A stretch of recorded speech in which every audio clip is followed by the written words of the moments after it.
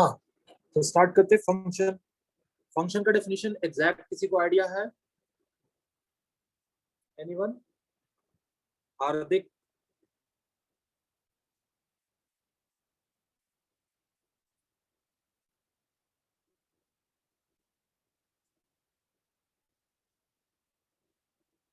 और कौन है भाई? Nabeel and Junaid. Anyone? What is the definition of function?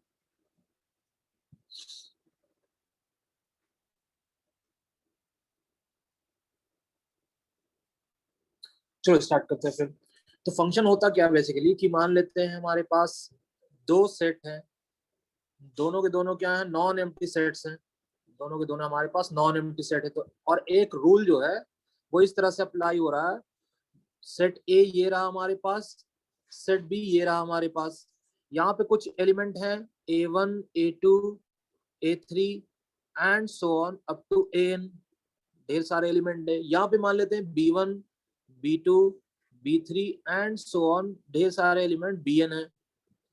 तो इसको हम लोग function from A to B तभी बोलेंगे जब सारे के सारे A के एलिमेंट किसी ना किसी B के एलिमेंट के साथ एसोसिएटेड हो, इसके B के साथ एसोसिएटेड हो, तो हम लोग इसे बोलेंगे।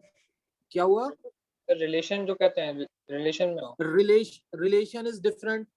Relation is different. अगर मैं इसको बोलूंगा, एक जनरल सा एग्जांपल लेता हूँ, मान लिया जाए मैं यहाँ पे ABC 1 2 3, और A ने 1 के साथ लिया, A ने 2 के साथ लिया, B ने 2 के साथ लिया, C ने 3 के साथ लिया।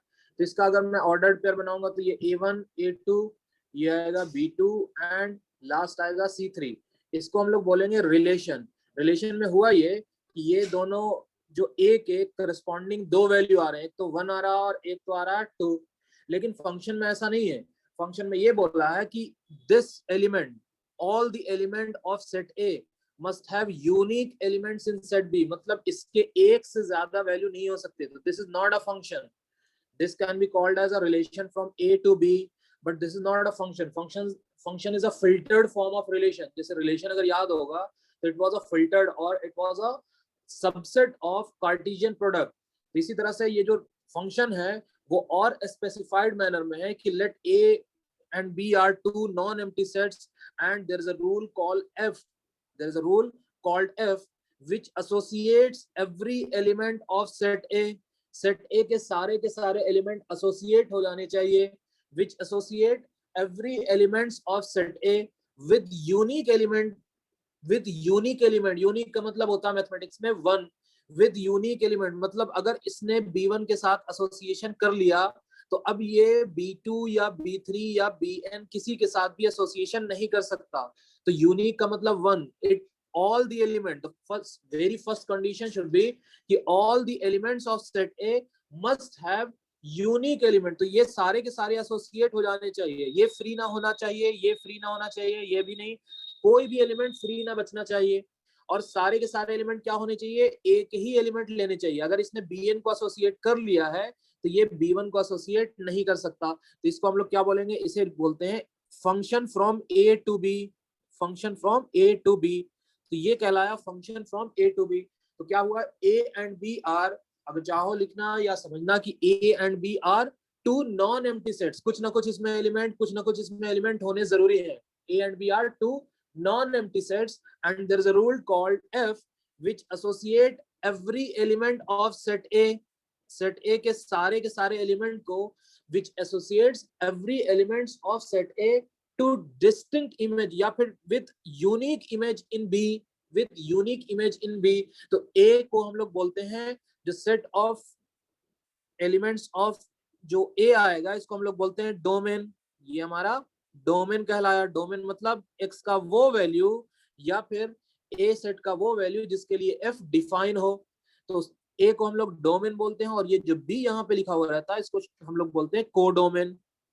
ये हमारा कहलाता है कोडोमेन। तो ये डोमेन और कोडोमेन की सिचुएशन आई।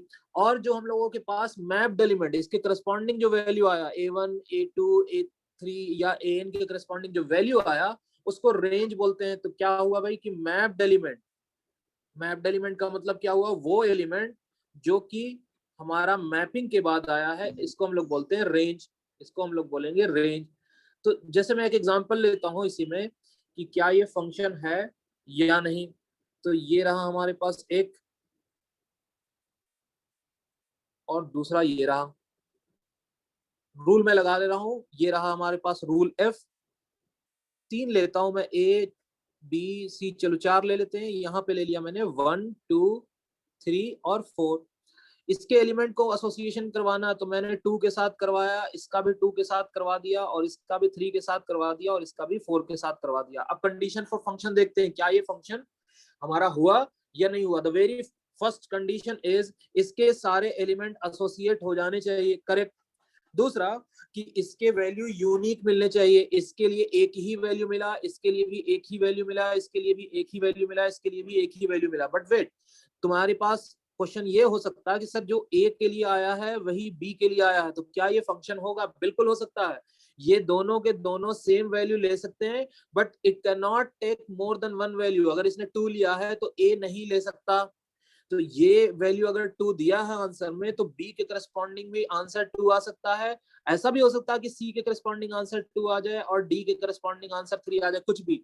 तो इट इज नॉट पॉसिबल। दूसरा कि सर यहाँ पे तो सारे एलिमेंट चलो मैप हो गए, यहाँ पे ये 1 बच गया, क्या ये फंक्शन हुआ? बिल्कुल फंक्शन हुआ। हमारे पास कंडीशन है सेट ए के सारे एलिमेंट को एसोसिएट करवाना है, बी के ऊपर कुछ कंडीशन नहीं है कि बी के एलिमेंट बचने नहीं चाहिए या बी के एलिमेंट सारे के सारे एसोसिएट हो जाने चाहिए। तो this is also function, F is mapping from A to B, this is also function and this thing is also function. लेकिन ध्यान से, यहाँ पे अगर मैं कोडोमेन की बात करूंगा, फंक्शन क्या है भाई आपका? ए टू बी है, F is mapping from A to B. अगर मैं कोडोमेन की बात करूंगा तो 1 2 3 और 4 4 एलिमेंट है।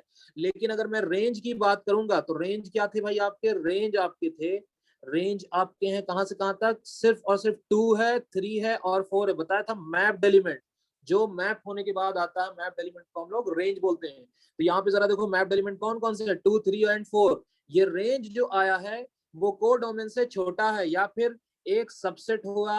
ये हमारा क्या है? कोडोमेन का एक पार्ट हुआ। तो कोडोमेन तो पूरे के पूरे सेट बी को बोला हमने, और उसमें से कुछ एलिमेंट एसोसिएशन के बाद जो आएंगे that is considered to be range.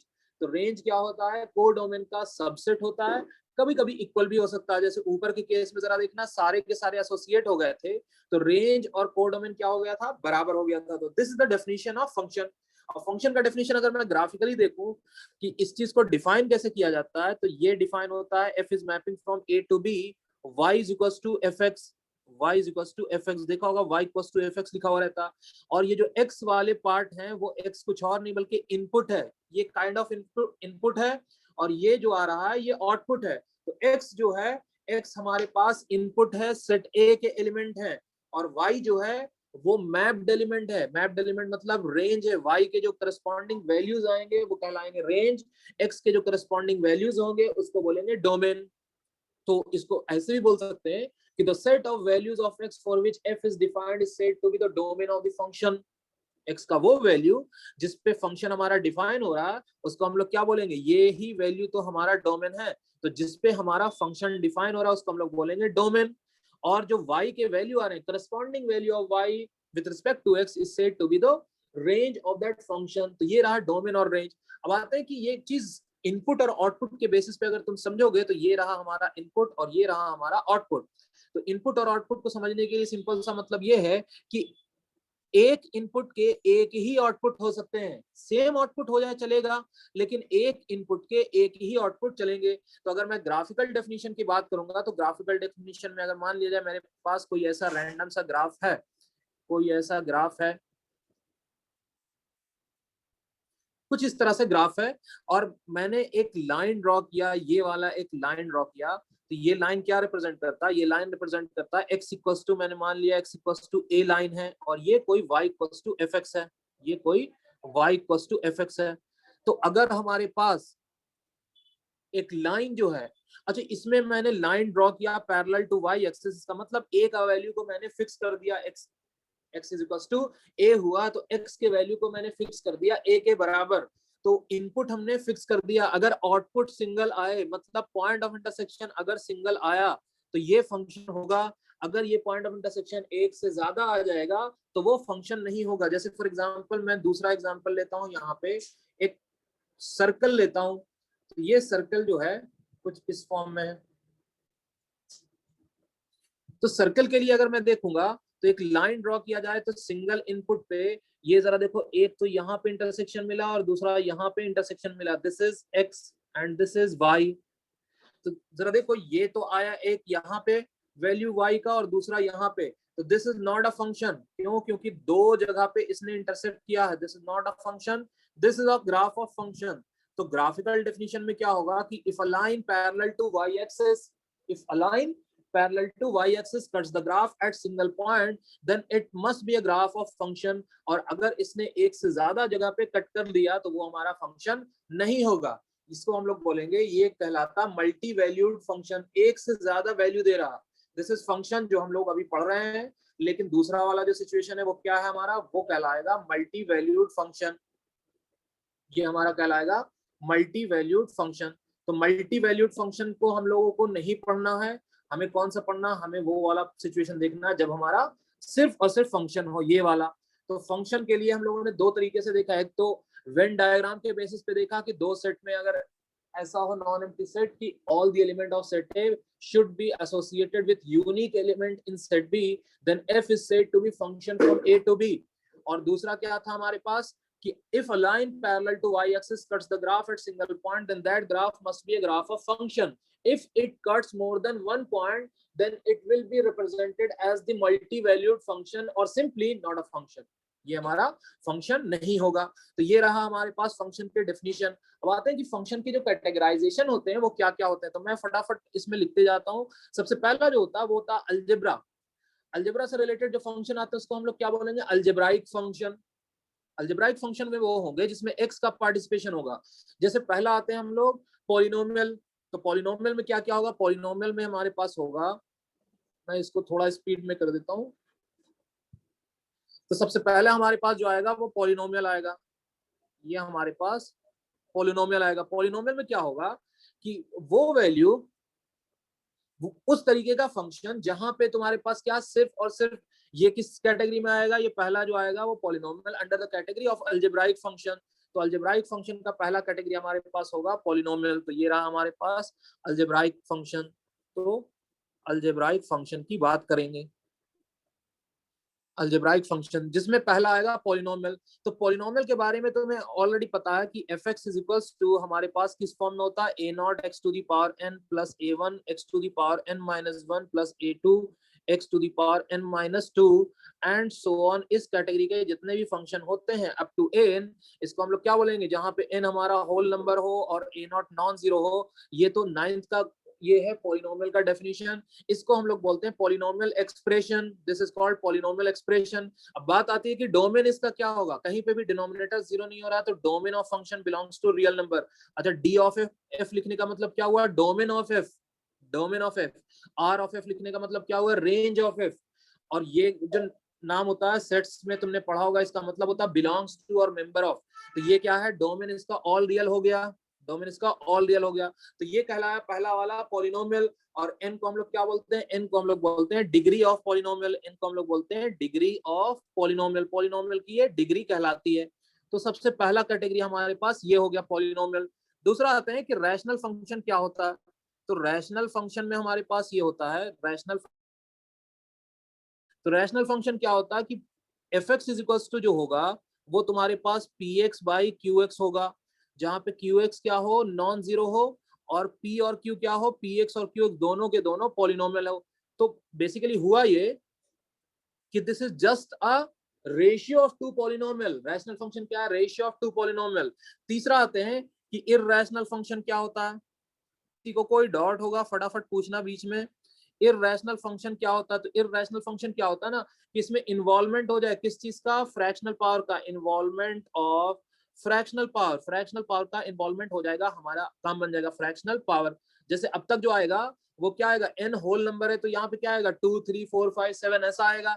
इसमें भी जरा देखो तो न्यूमरेटर में 3 पावर है और डिनोमिनेटर में 4 पावर है, तो अभी भी हमारे पास फ्रैक्शनल पावर नहीं आया। जैसे मैं एग्जांपल लूं f x is equals to, तो f x is equals to 3x to the power 2/3 plus 5x square plus x to the power 1/3। तो this is the overall scenario of irrational function, तो पहला हमारे पास category बन गया है जिसका नाम था अलजेब्रिक फंक्शन। अलजेब्रिक फंक्शन जैसे ही कंप्लीट होता है तो दूसरा आते हैं हम लोग कि सर ट्रांसेंडेंट। हाँ बोलो। सर अलजेब्रिक फंक्शन में एक मिनट जाइएगा। अलजेब्रिक फंक्शन में जी, n बिलोंग्स टू क्या लिखा हुआ है सर ये ब्रैकेट में?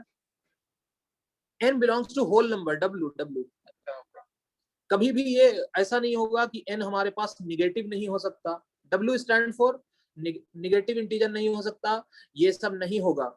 ये क्या है, whole number 0 1 2 3 4 5 and so on, इसको होल नंबर बोलते हैं ना। तो n का वैल्यू 0 हो सकता है, जब 0 होगा तो उसको हम लोग बोलेंगे क्या, सिंपली ये a नॉट होगा f का वैल्यू, तो ये कहलाएगा हमारे पास क्या, कांस्टेंट फंक्शन। कांस्टेंट फंक्शन का नाम सुना है, तो कांस्टेंट फंक्शन हमारा यहीं पे आएगा। अगर मैं बात करूं कि n का वैल्यू 1 हो जाए, डिग्री हमारे पास 1 हो जाए, तो लीनियर इक्वेशन यहीं से तो बन के आता था, f का वैल्यू क्या आएगा, ax प्लस b, जिसको लीनियर इक्वेशन बोलेंगे या लीनियर पॉलिनोमियल बोलेंगे। n का वैल्यू 2 हो जाएगा तो यहाँ पे क्या बनेगा, ax square plus bx plus c, जिसको क्वाड्रेटिक बोला था। 3 होगा, क्यूबिक होगा, 4 होगा, बाई क्वाड्रेटिक होगा। तो ये n के अलग अलग वैल्यू के लिए फंक्शन का नाम अलग अलग होगा। इन जनरल इसको हम लोग पॉलिनोमियल बोलते हैं। डिग्री चेंज करते जाओ, नाम चेंज करते जाएगा। तो ये इररेशनल फंक्शन हुआ, रैशनल फंक्शन हुआ, दिस इज पॉलिनोमियल फंक्शन। तो अलजेब्रिक फंक्शन में 3 कैटेगरी। उसके बाद आते हैं सेकंड वाले में जिसका नाम है ट्रांसेंडेंटल फंक्शन। ट्रांसेंडेंटल फंक्शन क्या है, ट्रांसेंडेंटल फंक्शन, तो ट्रांसेंडेंटल फंक्शन वो फंक्शन होते हैं जो अलजेब्रिक के अलावा हो। जैसे इसमें सबसे पहला मैं देखूंगा तो ये एक्सपोनेंशियल फंक्शन, एक्सपोनेंशियल फंक्शन हुए। एक्सपोनेंशियल फंक्शन के बारे में हमें पता है कि ये क्या होता है, जैसे F x is equal to क्या होगा, e टू दी पावर या a to the power x ले लेते हैं, है ना, a to the power x। यहाँ पे a must be greater than 0 होना चाहिए, नॉट इक्वल्स टू 1 होना चाहिए। और x, अगर मैं डोमेन की बात करूंगा तो डोमेन ऑफ फंक्शन क्या होगा, domain of function can be any real value. इसमें x का वैल्यू पावर तुम 50 रखो या -50 रखो, फंक्शन हमेशा के लिए डिफाइन होता है। अगर मैं रेंज की बात करूंगा तो रेंज, पॉलिनोमियल कभी भी निगेटिव नहीं होता, तो पॉलिनोमियल कभी भी निगेटिव नहीं होता, तो ये क्या होगा, r प्लस। r प्लस का मतलब positive real, R stand for real, ऊपर में प्लस लिखा हुआ है, इसका मतलब पॉजिटिव रियल। तो this is the case of exponential function. अच्छा, ए पॉजिटिव क्यों होता है, क्योंकि एक्सपोनेंशियल का मतलब ही होता है ये कि अगर मैं इसके एक्सपोनेंट का वैल्यू बढ़ाते जाऊं तो ये जो एक्सपोनेंशियल है वो या तो ऐसे इंक्रीजिंग फॉर्म में हो या तो फिर ये ऐसे डिक्रीजिंग फॉर्म में हो। इसको हम लोग बोलते हैं एक्सपोनेंशियल ग्रोथ, और ये कहलाता है डिके। अगर याद होगा तो ये सब ग्राफ यूज होता है कहाँ पे, आरसी सर्किट वगैरह जब पढ़ा था तो ऐसा ही ग्राफ बनता है, या फिर केमिस्ट्री में फर्स्ट ऑर्डर रिएक्शन वगैरह में देखा होगा, इस टाइप का ग्राफ बनता है। तो ये हमारा एक्सपोनेंशियल फंक्शन जो होता है, या तो ये एक्सपोनेंशियली ग्रो करेगा या तो एक्सपोनेंशियली डिके करेगा। अच्छा, कभी भी ऐसा नहीं होगा कि थोड़े टाइम के लिए बढ़ा फिर घटा, फिर बढ़ा फिर घटा। ये zigzag pattern polynomial sorry exponential की प्रॉपर्टी नहीं है। एक्सपोनेंशियल का मतलब ही हुआ या तो ये बढ़ते जाएगा या तो ये घटते जाएगा with increase in value of this exponent. Exponent के वैल्यू को बढ़ाते जाएंगे, ये वैल्यू हमेशा के लिए बढ़ते जाएगा और घटते जाएगा। तो आखिर ए निगेटिव क्यों डिस्कार्ड किया गया, क्योंकि ए का वैल्यू मान लिया जाए -2 लिया, तो -2 to the power X, X का वैल्यू 1 रखेंगे तो -2, अगले में 4, अगले में -8, अगले में 16, ऐसा वैल्यू आ रहा। जरा इसको ग्राफ को अगर मैं प्लॉट करूंगा तो जरा देखो क्या होगा, ये मिलेगा निगेटिव, फिर मिलेगा पॉजिटिव, फिर मिलेगा निगेटिव, फिर मिलेगा पॉजिटिव। ये जिगजैग पैटर्न को फॉलो कर रहा है। वो जिगजैग पैटर्न हमारे एक्सपोनेंशियल के बेसिक डेफिनेशन को वायलेट कर रहा है। That's why the value of A for which A is negative can be discarded easily. उसको हम लोगों को देखना ही नहीं है, क्यों, क्योंकि वो एक्सपोनेंशियल के बेसिक डेफिनेशन को वायलेट कर रहा है। दूसरा आते हैं कि आखिर ए का वैल्यू 1 क्यों नहीं होगा, why this a can not be equals to 1। तो at a equals to 1 basically हो ये रहा 1 to the power any number is equals to 1, तो fx is equals to some constant, fx is equals to some constant, और constant is not the property of constant. मतलब ये graph, ये जो है पॉलिनोमियल है ना, ये तो हमारा कौन सा हो गया, अलजेब्रिक हो गया। ये अलजेब्रिक में देखा था पॉलिनोमियल में जब n का वैल्यू 0 होगा तो वो कांस्टेंट था, और वैसे भी एक्सपोनेंशियल के बेसिक डेफिनेशन को वो वायलेट कर रहा, तो एक्सपोनेंशियल ये हो गया।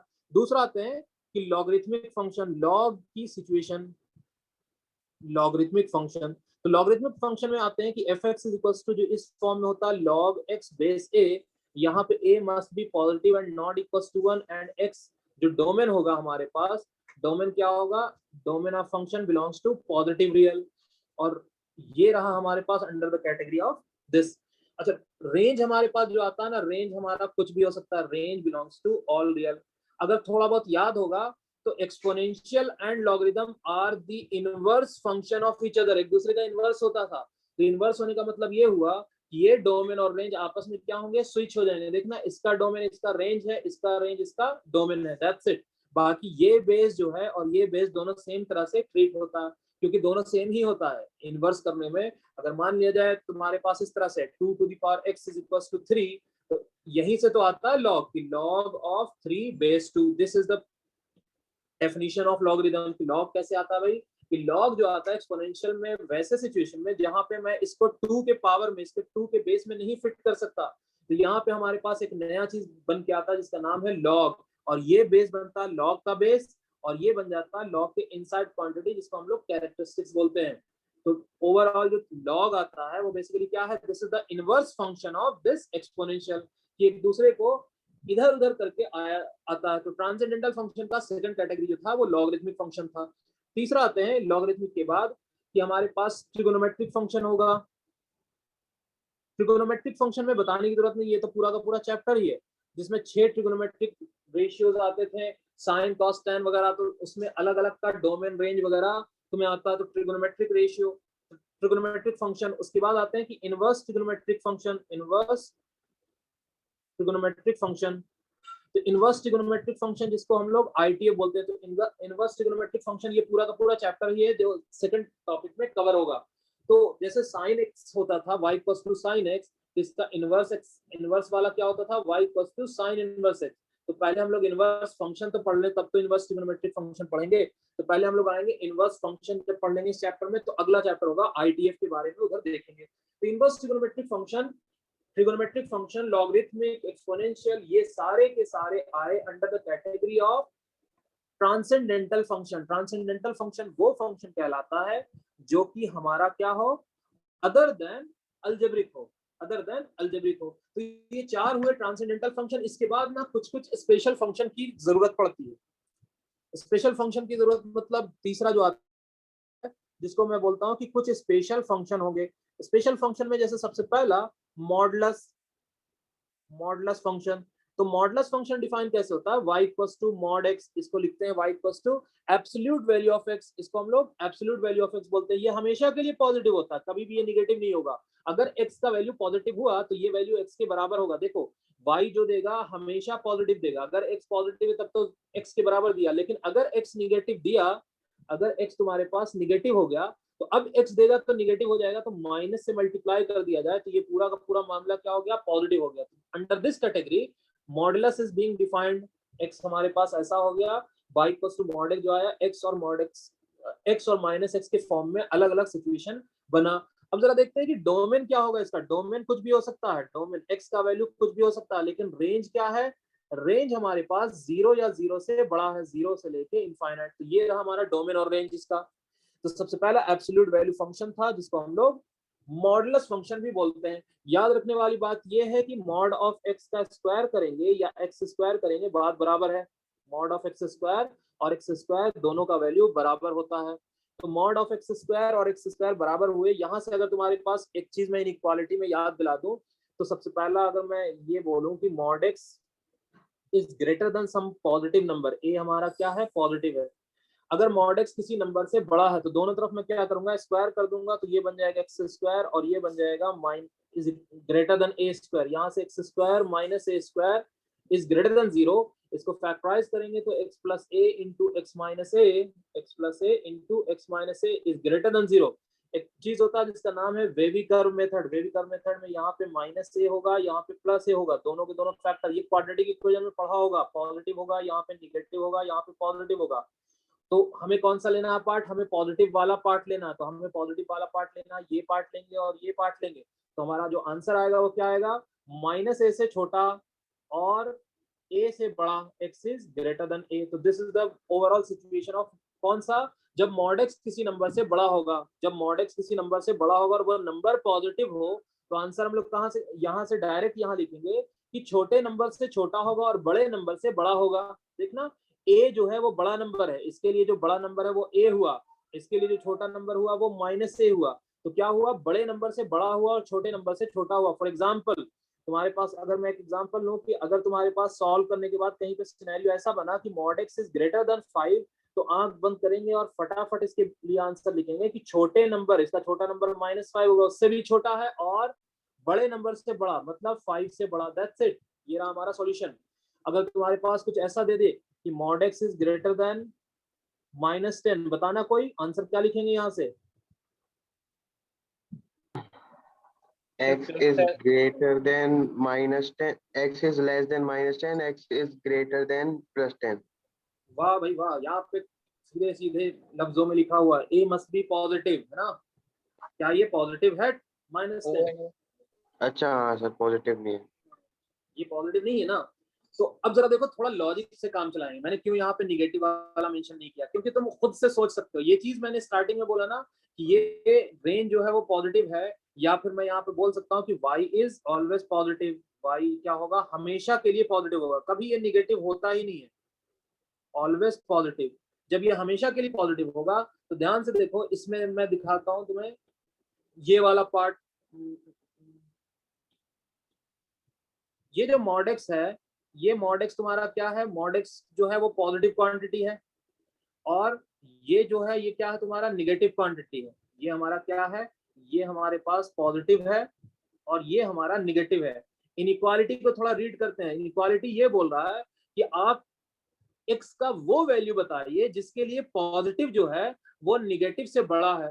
तो भाई आप x का कुछ भी वैल्यू रखो, x का वैल्यू तुम 10 रखो, तो भी यहाँ पे देखो मॉड ऑफ 10 क्या होगा, 10 के बराबर। 10 जो होगा -10 से बड़ा।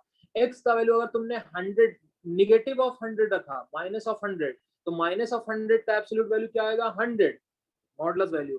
100 भी क्या है, -10 से बड़ा, तो इसमें तो कुछ देखने की जरूरत ही नहीं है। तो x can be any value, x can be any real. तो आंसर हमारा क्या हो गया, ऑल द रियल वैल्यू। ये नहीं कि फटाफट देखा और उस बेसिस पे बोल दिया। अच्छा, ये तो फर्स्ट के लिए आया था। सेकंड के लिए हम लोग देखते हैं कि क्या आएगा। ये हमारे पास फर्स्ट था। सेकंड अगर ऐसा दिया हुआ कि mod x हमारा क्या है, लेस देन a है, और a फिर से हम लोग पॉजिटिव ले लेते हैं, a हमारा फिर से पॉजिटिव है, तो सेम काम करेंगे, सेम काम करेंगे। ये वाला यहाँ से लेके यहाँ तक सेम काम करेंगे, लेकिन थोड़ा सा इनइक्वालिटी उल्टा है, तो उसके लिए हम लोग अलग अलग सिचुएशन देखेंगे। ये इनइक्वालिटी जो है ये उल्टा दूसरी तरफ है, इनइक्वालिटी दूसरी तरफ है, इनइक्वालिटी दूसरी तरफ है, और इनइक्वालिटी जब दूसरी तरफ है तो हम लोग कौन सा लेंगे, हम लोग लेंगे ये वाला निगेटिव वाला। तो ये पूरा का पूरा अगर मैं देखूंगा ध्यान से तो -a से लेके x कहां से कहां तक आया है, +a के बीच में, मतलब छोटे और बड़े के बीच में। उस केस में क्या आया था, छोटे नंबर से छोटा और बड़े नंबर से बड़ा। जब mod x किसी पॉजिटिव नंबर से छोटा होगा तो आंसर क्या लिखेंगे, छोटे और बड़े के बीच में। जैसे फॉर एग्जांपल मैं यहाँ पे बोलूं कि ये mod x जो है सॉल्व करने के बाद बहुत सारी इक्वेशन को मिला होगा तुम्हारे पास mod x is less than 3, तो तुम बोलोगे कि सर -3 और 3 के बीच में होना चाहिए, क्योंकि -3 इसका छोटा नंबर हुआ और 3 जो है उसका बड़ा नंबर हुआ। अगर मैं बात करूं कि mod x जो है किसी नंबर -7 से छोटा है, तो इस बार जरा देखो क्या हुआ। इस बार ये चीज क्या है, ये चीज पॉजिटिव है और ये चीज निगेटिव है। अब बोल रहा है x का वो वैल्यू बताइए जब ये हमारा क्या हो, जब पॉजिटिव नंबर किसी निगेटिव से छोटा हो। कभी पॉसिबल होगा ही नहीं, कभी पॉसिबल होगा नहीं, तो हम लोग क्या बोलेंगे, x = 5 और नो सॉल्यूशन सिंपली। ऊपर में क्या देखा था हम लोगों ने कि पॉजिटिव नंबर हमेशा क्या था, निगेटिव नंबर से बड़ा था, तो इसका उल्टा क्या हो जाएगा, कोई भी वैल्यू के लिए पॉसिबल नहीं होगा। तो ये फर्स्ट था स्पेशल फंक्शन का, जिसका मॉडुलस नाम था, मॉडुलस फंक्शन। सेकंड आते हैं सिग्नम फंक्शन। सिग्नम फंक्शन, तो सिग्नम फंक्शन को जो रिप्रेजेंट करते हैं वो SGN ऑफ x से रिप्रेजेंट करते हैं। SGN ऑफ x क्या होता है, ये वैल्यू 1 के बराबर होता है अगर x पॉजिटिव हो, ये वैल्यू -1 के बराबर होता है अगर x निगेटिव हो, ये वैल्यू 0 के बराबर होता है अगर x 0 के बराबर हो। मतलब अगर इसके सिग्नम के अंदर की तरफ जो मैंने इनपुट प्रोवाइड किया है वो इनपुट पॉजिटिव है तो आंसर आएगा 1, अगर मैंने वो इनपुट प्रोवाइड किया नेगेटिव तो आंसर आएगा -1, और अगर सिग्नम ऑफ 0 पूछ लिया जाएगा तो आंसर आएगा 0। अगर मैं इसके डोमेन की बात करूंगा तो डोमेन क्या है, x का तो कुछ भी हो सकता है value, domain can be any real, लेकिन रेंज क्या होगा, रेंज हमारे पास होगा 3 एलिमेंट, या तो -1 हो सकता है, या तो 0 हो सकता है, या तो 1 हो सकता है, इसके अलावा और कुछ नहीं हो सकता। तो ये सेकंड कैटेगरी था जिसका नाम है सिग्नम फंक्शन। तीसरा आते हैं हम लोगों के पास GIF, greatest integral function. Greatest integral function तो ग्रेटेस्ट इंटीग्रल फंक्शन को शॉर्ट फॉर्म में GIF भी बोलते हैं। तो ये क्या होता है, y equals to box of x होता है। बॉक्स ऑफ x क्या होता है, ये एक इंटीजर होता है, ये हमारा एक क्या है, एक इंटीजर है। ये कभी भी फ्रैक्शनल वगैरह में आंसर नहीं देता या इर्रेशनल वगैरह में, तो इंटीग्रल वैल्यू है ये, कभी भी ये इंटीग्रल वैल्यू के अलावा आंसर नहीं देगा। जब ये इंटीग्रल वैल्यू है तो ये क्या देता है, लेस देन और equals to x, less than और इक्वल्स टू x। पीछे वाला इंटीजर देता है लेस देन और इक्वल्स टू x। अगर x हमारे पास इंटीजर हो गया, अगर x इंटीजर हो गया तब तो हमारा क्या होगा, ये इस फॉर्म में होगा कि अगर मान लिया जाए 0 और 1 के बीच में हमारे पास x हुआ, 0 और 1 के बीच में x हुआ, तो होता ये है कि 0 यहाँ पे 1 यहाँ पे, तो हमेशा पीछे की तरफ देता है, लेस देन और इक्वल्स टू x है, तो पिछला वाला इंटीजर कौन सा, 0 है, तो आंसर इस केस में क्या आएगा, 0। अगर ये 1 और 2 के बीच में हुआ, 1 हो या 2 तक जाए, तो 1 और 2 मतलब यहाँ पे 1 यहाँ पे 2, इससे पहले जितने भी नंबर होंगे उन सब का जो वैल्यू आएगा वो सब का सब प्रीवियस इंटीजर जो कि 1 के बराबर होगा। अगर ये 2 और 3 के बीच में हुआ तो आंसर इसका क्या आएगा, 2 के बराबर आएगा, ये आंसर 2 के बराबर आएगा। अगर ये -1 और 0 के बीच में रहा होगा तो आंसर इसका क्या आएगा, -1। -2 और -1 के बीच में रहा होगा तो इसका आंसर आएगा -2, और ये ऊपर की तरफ भी चलेगा और नीचे की तरफ भी चलेगा। इसके लिए अगर मैं डोमेन की बात करूंगा तो डोमेन क्या आता है, डोमेन कुछ भी हो सकता है, एक्स का को तो कुछ भी वैल्यू रख दो, लेकिन रेंज क्या है, सिर्फ और सिर्फ इंटीग्रल वैल्यू ले रहा है तो रेंज इसका इंटीजर आएगा, रेंज इसका इंटीजर आएगा। तो this is greatest integral function. अब आते हैं, जैसे फॉर एग्जांपल तुमने एक नंबर लिया x का वैल्यू 2.89, 2.89 का अगर तुम बॉक्स करने चलोगे तो ये मिलेगा 2, क्यों, क्योंकि 2 और 3 के बीच में 2.89 यहाँ होगा, प्रीवियस इंटीजर 2 मिल गया इसका बॉक्स का वैल्यू। तो इसमें जो है कुछ ना कुछ डिफरेंस तो है। तो एक चीज आता है बल्कि जो चौथा फंक्शन है उसका नाम है फ्रैक्शनल पार्ट फंक्शन। तो फ्रैक्शनल पार्ट फंक्शन यही चीज बोलता है कि जो फ्रैक्शन बच गया ना, फ्रैक्शनल पार्ट फंक्शन, तो फ्रैक्शनल पार्ट फंक्शन क्या होता है कि y इज इक्वल्स टू जो x में से अगर मैं उसका इंटीग्रल पार्ट को घटा दूं तो ये आता है हमारा फ्रैक्शनल पार्ट, और इसको हम लोग करली ब्रैकेट के इनसाइड में रखेंगे। जैसे वो स्क्वायर ब्रैकेट के इनसाइड में था, इसी तरह से ये करली ब्रैकेट के इनसाइड में होगा। तो x minus box of x ये जो होता है फ्रैक्शनल पार्ट ऑफ x होता है। जरा देखो, कभी भी इसका डिफरेंस 1 नहीं हो सकता, कभी भी इसका डिफरेंस 1 नहीं हो सकता। डोमेन, डोमेन तो कुछ भी हो सकता है, डोमेन हमारा कुछ भी हो सकता है, लेकिन जो रेंज होगा वो 0 हो सकता है। 0 कब होगा भाई आपका, जब x इंटीजर हो जाए, तो x और बॉक्स x क्या होते हैं, बराबर होते हैं, लेकिन 1 नहीं हो सकता, 1 को ओपन करेगा। अच्छा, ये सारी चीजें क्लियर होनी चाहिए कि अगर मैंने a, b लिखा है स्क्वायर ब्रैकेट, इसका मतलब ये हुआ कि a और b के बीच में सारे real value including the value of a and b both. अगर तुमने कहीं पे ऐसा लिखा है कि a, b स्क्वायर ब्रैकेट, इसका मतलब सॉरी स्मॉल ब्रैकेट, इसका मतलब ये है all the real values between a and b excluding both a and b, excluding both a and b। तो कहीं पे अगर ऐसा लिखा हुआ 1 से लेके 3 तक, इसका मतलब ये हुआ all the real values between 1 and 3 including 1 and excluding 3। Including 1 क्यों, क्योंकि यहाँ पे स्क्वायर ब्रैकेट है, एक्सक्लूडिंग 3 क्यों, क्योंकि यहाँ पे स्मॉल ब्रैकेट है। तीसरी तरह का जो आता सिचुएशन, अगर तुम्हारे पास 1 3 5 है, जैसे ऊपर में मैंने लिखा था, इसका मतलब सिर्फ होता है कि ओनली 1 3 एंड 5, नो इंटरवल। ये क्या है, सिर्फ और सिर्फ एलिमेंट, ये तो सेट है, सेट को रिप्रेजेंट क्या करते हैं, सिर्फ और सिर्फ उस पर्टिकुलर एलिमेंट्स को रिप्रेजेंट किया जाता है। तो दैट्स इट, ये रहा हमारे पास फ्रैक्शनल पार्ट फंक्शन, जिसका डोमेन हुआ ऑल रियल, लेकिन रेंज जो हुआ वो 0 से 1 के बीच में हुआ, 0 अटेन कर सकता है, 1 अटेन नहीं कर सकता।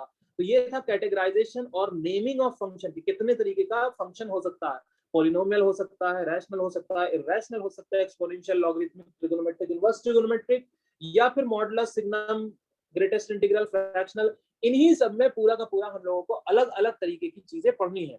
अब वो अलग अलग तरीके की चीजें पढ़ने के लिए हम लोगों को वो देखना होगा कि अगर मिक्सचर इन सभी का हो जाए, अच्छा इससे रिलेटेड कुछ कुछ प्रॉपर्टी है, जैसे ग्रेटेस्ट इंटीग्रल से रिलेटेड कुछ प्रॉपर्टी है, जैसे तुम्हारे पास साइंस से रिलेटेड पूरा का पूरा चैप्टर ही है, फ्रैक्शनल पार्ट से रिलेटेड कुछ प्रॉपर्टी है। तो ये सारी चीजें जो है वो तुम किसी भी एक पर्टिकुलर अगर नोट्स है तो उसको फॉलो कर लेना। मैं ओवरव्यू बता दे रहा हूँ जिससे चीजें आराम से समझ में आ जाए। प्रॉपर्टी इसी बेसिस पे होगी जो मैंने इसके डेफिनेशन का मतलब बताया है, मोर और लेस वहीं से बनाया जाता है। अब आते हैं, जैसे कुछ एग्जांपल करते हैं। Example number 1। सर, हाँ बोलो। सर डोमेन और कोडोमेन में इमेज क्या होती है? इमेज मतलब ये हुआ, जैसे ये रहा हमारे पास, ये ए है सेट और यहाँ पे बी है, यहाँ से एफ रूल लग रहा है, ठीक है। ये रहा ए बी सी और यहाँ पे हो गया 1 2 3।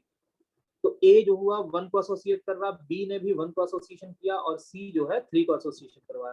तो सबसे पहली बात कि ए के सेट का एलिमेंट कौन सा हुआ, तो ए के सेट का एलिमेंट हुआ ए बी सी, राइट। ये रहा हमारा ए का सेट, इसको हम लोग बोलेंगे डोमेन।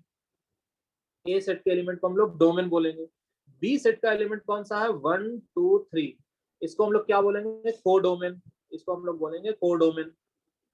अब रेंज क्या होता है, रेंज वो होता है जो कि हमारा क्या आ रहा है, रेंज हमारे पास वो होता है जो कि एसोसिएशन के बाद आया है। जैसे क्या क्या, जिससे खाली एसोसिएशन होता है वो होती है, वो सॉरी हाँ बिल्कुल बिल्कुल। जैसे यहाँ पे देखो एसोसिएशन के बाद क्या रहा, 1 और 3 सिर्फ आ रहा, जी। तो ये कहलाएगा रेंज। तो रेंज क्या हुआ, रेंज इसी में से कहीं पे आएगा ना, ये जो बी सेट है इसी में से आएगा। इसके ज्यादा से ज्यादा बराबर हो सकता है लेकिन आएगा तो उसी में से ना। तो डोमेन जो हुआ, हाँ यही हाँ इमेज बोलो। हो गई सर, हाँ यही हाँ इमेज बिल्कुल, हो गई। हाँ हाँ बिल्कुल। ये जो आ रहा ना, जैसे ए के करस्पॉन्डिंग 1 आ रहा ना, तो इसका बोलते हैं इमेज।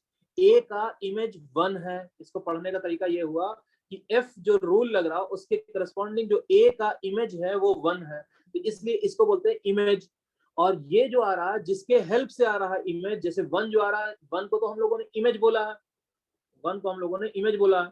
लेकिन ये जो 1 के करस्पॉन्डिंग पहले ए वाला एलिमेंट है, इसको हम लोग प्री इमेज बोलेंगे, इमेज के पहले वाला। तो ये सब टर्मिनोलॉजी जो यूज होता है, बोल देगा कि if pre image of 1 is whatever a, तो इसका मतलब ये हुआ कि सेट ए का जो एलिमेंट है उसको हम लोग प्री इमेज बोलते हैं, जो रेंज के आने वाला है उसको हम लोग इमेज बोलते हैं। All the image elements are said to be range. समझ में आई बात? Okay sir. चलो एक क्वेश्चन जवाब करना फटाफट कि if 2 times of F X plus 3 times of f1 by x is equals to x plus 1, तो पूछा कि आप बताइए कि f3 का वैल्यू क्या होगा। यहाँ पे क्लियर सी बात है, x can not be equals to 0।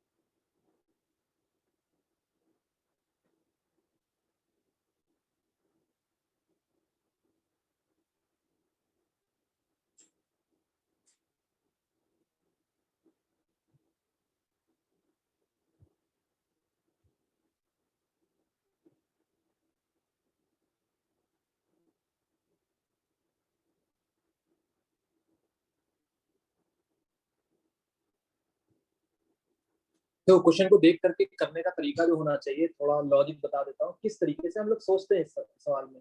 तुम बोलोगे सर मैं ना इसमें 3 पुट कर देता हूँ, तो जैसे ही इसमें 3 पुट करोगे ना, यहाँ पे तो f3 बनेगा, लेकिन यहाँ पे बन जाएगा f ऑफ 1/3, यहाँ पे बन जाएगा f ऑफ 1/3। तो भाई f ऑफ 1/3 और f3 में रिलेशन आ गया। मैं क्या करूंगा, तुम बोलोगे सर f3 मुझे निकालना है, तो मैं पुट करूंगा x का वैल्यू 3। तो मैंने बोला ठीक है, x का वैल्यू 3 पुट करो। तो x का वैल्यू 3 पुट करोगे तो यहाँ पे मिलेगा 2 टाइम्स ऑफ f3 और plus 3 times of f1/3 is equals to, यहाँ पे मिल गया 4, यहाँ पे मिल गया 4। लेकिन ये f1/3 जो है ये तो एक्स्ट्रा है, हमें तो f3 की जरूरत थी। तो अगले स्टेप में हम क्या ऐसा रखें जिससे ये f1/3 हटने के चांसेस हों। तो मैं बोलूंगा कि एक काम करो, आप ना अगली बार x की जगह पे 1/3 रख दो, जिससे ये वाला बन जाए f1/3। देखो, और ये 1/1/3 क्या बन जाएगा, दूसरा वाला 3 times of F3, 3 times of F3, और ये बन जाएगा 1/3 प्लस 1। तो बड़े ही आराम से ये क्या हो जाएगा, 4/3। अब जरा देखो, इन दोनों जगह पे F1/3 को हम लोग हटा दें तो हमारा आंसर F3 के फॉर्म में बड़े ही आराम से आ जाएगा। तो मैं कुछ और नहीं बल्कि क्या करता हूँ, इन दोनों को सब्ट्रैक्ट कर देता हूँ। सब्ट्रैक्ट करने से पहले मैं ये देख लेता हूँ कि दोनों का कोएफिशिएंट F1/3 का जो वैल्यू है, यहाँ से मैं इसको 2 से मल्टीप्लाई कर देता हूँ, यहाँ से मैं इसे 3 से मल्टीप्लाई कर देता हूँ। ऐसा करने से क्या होगा, ये बनेगा 4F3, ये बनेगा 6F1/3, साइमल्टेनियस लीनियर इक्वेशन जो सॉल्व करते थे, और ये बन गया 8 के बराबर। यहाँ पे जरा देखो क्या बना, 6 टाइम्स ऑफ F1/, दूसरी तरफ लिखूंगा, और ये बनेगा 9 टाइम्स ऑफ F3, और ये बना 6 टाइम्स ऑफ F1/3, और 3 से मल्टीप्लाई होने के बाद ये बन जाएगा सिर्फ और सिर्फ 4। सब्ट्रैक्शन लगा देंगे तो ये माइनस हो जाएगा, और ये माइनस होगा, और ये माइनस होगा, तो यहाँ पे बचेगा -5 टाइम्स ऑफ F3, और यहाँ पे बचा 4 के बराबर। बड़े ही आराम से F3 निकल गया। तो ये रहा हमारा काम करने का तरीका कि किस तरीके से हम लोग सोचेंगे कि भाई F3 जो तुमने पुट किया, तो यहाँ पे आके सब कोई फंस गया होगा कि भाई F3 के फॉर्म में सर इक्वेशन तो आ गया, इसके आगे क्या करें। तो हम लोग देखो यहाँ पे x है तो यहाँ पे 1/x एक ऐसा वैल्यू पुट करें जिससे हमारा क्या हो जाए, ये F1/3 जो एक्स्ट्रा आया था वो एलिमिनेट हो जाए। अच्छा, इसके हेल्प से ना तुम कुछ भी वैल्यू निकाल सकते हो, F3 ही क्यों, F10 F50 जो भी निकालना चाहें। तो मैं अगर Fx की बात करूंगा तो Fx ही निकाला जा सकता है। तुमसे Fx अगर पूछेगा तो मैं क्या बोलूंगा, x को ना 1/x टेंड करो, तो x को 1/x टेंड करने से ये F1/x और ये Fx बन जाएगा। फिर साइमल्टेनियस लीनियर इक्वेशन से F1/x वाले टर्म को एलिमिनेट कर दो तो Fx वहां से निकल जाएगा। ये तो हमारा छोटा सा एक सवाल था जिसमें F3 की रिक्वायरमेंट थी, तो हमने इस तरीके से 3 और 1/3 फिट करके आंसर निकाल दिया था। जैसे दूसरा एक एग्जांपल लेता हूँ, बहुत ही सिंपल सा है, ये बार बार आते रहता कि Fx इज इक्वल्स टू जो है कुछ इस तरह से 9 to the power x divisible by 9 to the power x plus 3, 9 to the power x plus 3। Then the value of, एक वैल्यू हमें पता करना है, द वैल्यू ऑफ f ऑफ 1/99 plus f of 2/99 plus f of 3/99 से लेकर के f of कौन सा ले लें, 98/99, 98/99। एक बार करना जरा,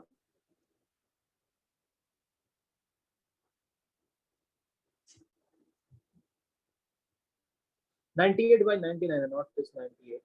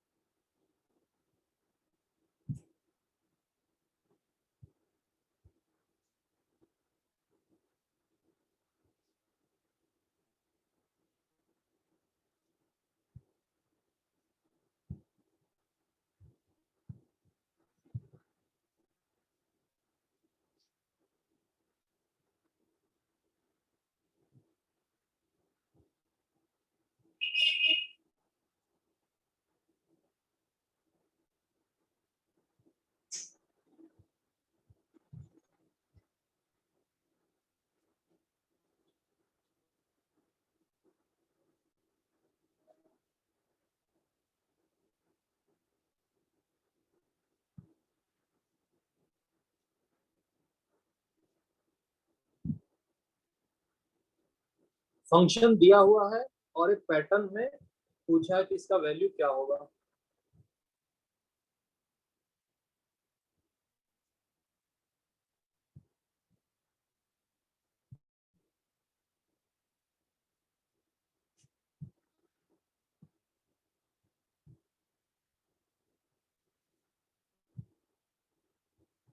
सिखाया क्या, कौन कौन लोग हैं? It's my first class today. आज तो फर्स्ट क्लास तो सभी का है। हार्दिक, जुनैद, नबील एंड शिवा। जुनैद आया क्या कुछ? माइक ऑन रखा करो, एक तो ऑनलाइन चलता है उसका से माइक ऑफ रखोगे तो कैसे इंटरेक्शन होगा? नहीं सर, वो थोड़ा शोर आता ना पीछे से, इसलिए अच्छा, थोड़ा अच्छा। Mic off. हाँ, कोई दिक्कत नहीं, mic like on in the sense कि जब पूछूं सवाल तो बता दिया करो। कुछ आया क्या? नहीं सर, मैं थोड़ा ऐसे ट्राई करा कि मतलब उसमें 1 डाल रहे हैं, 2 डाल रहे हैं एफएक्स में। ना ना ना, सर थोड़ा सा ऐसे दूसरी नहीं तरीके आ से, रहा। क्योंकि ये पूरा का पूरा सीरीज है ना, तो 1 2 3 पुट करने से, क्योंकि F1 की जरूरत नहीं है। देखो देखो, F1 की जरूरत नहीं है यहाँ पे, F1/99 की जरूरत है। एक चीज तो कॉमन है कि अगर मैं इसको फर्स्ट वाले और लास्ट वाले इनपुट को देखूं, अगर इस वाले इनपुट और लास्ट वाले इनपुट को देखूं, तो बताओ दोनों में कुछ कॉमन, कोई भी कंक्लूजन बता सकता है? अगर अगर सर इन दोनों को शायद ऐड करेंगे तो बन आ जाएगा F1। बिल्कुल, शायद क्या, ये दोनों सिंपल है कि इन दोनों को अगर मैं ऐड करूंगा तो 1 के बराबर है।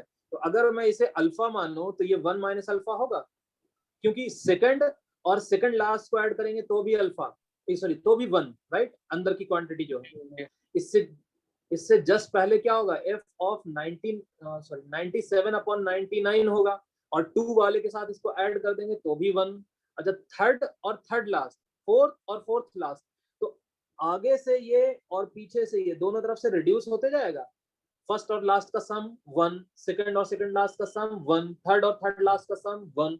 तो ये दोनों तरफ से कॉन्ट्रैक्ट होते जाएगा ये सीरीज। तो क्यों ना मैं ऐसा देखूं कि हमारे पास fx तो है ही, एक ऐसा सिनेरियो देखूं कि f1 - x का वैल्यू और fx का इनमें सम, आखिर इन दोनों का जो सम है वो किसके बराबर है, कुछ ना कुछ रिलेशन बन रहा होगा। तो ये होता प्रॉब्लम को अप्रोच करने का तरीका, कि हमारे पास लॉजिकली क्या दिया हुआ 1 और यहाँ पे 98, अगर मैं इन दोनों के इनपुट का सम करूंगा तो 1 के बराबर मिल रहा है। तो अगर मैंने इसे x माना है तो ये ऑटोमेटिकली 1 - x हो जाएगा। तो fx तो हमारे पास प्रोवाइडेड है, क्यों ना मैं f1 - x में fx को सम करके देखूं कि आखिर ये वैल्यू क्या आ रहा, क्योंकि समेशन वैल्यू दिया हुआ। अगर एक बार इन दोनों के समेशन का वैल्यू पता लग गया तो x का वैल्यू 1 रखेंगे तो ये दोनों आ जाएगा, 2 रखेंगे तो ये दोनों आ जाएगा, एक कॉमन ही निकल जाएगा। सीरीज में हमेशा याद रखेंगे एक कॉमन चीज देखा जाता है, तो कॉमन चीज यहाँ पे ये मिला। एक बार ट्राई करो।